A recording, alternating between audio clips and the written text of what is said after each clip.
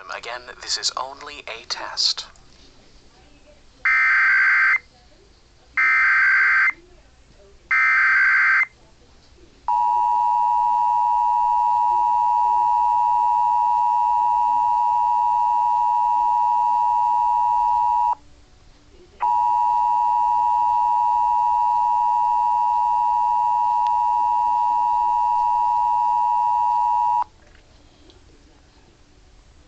Is a test of the emergency alert system originating from the Michigan State Police State Emergency Operations Center in Lansing.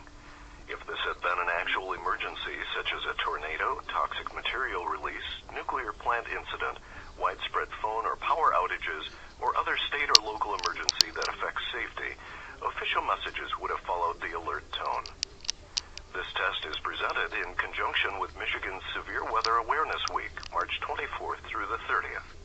This concludes this test of the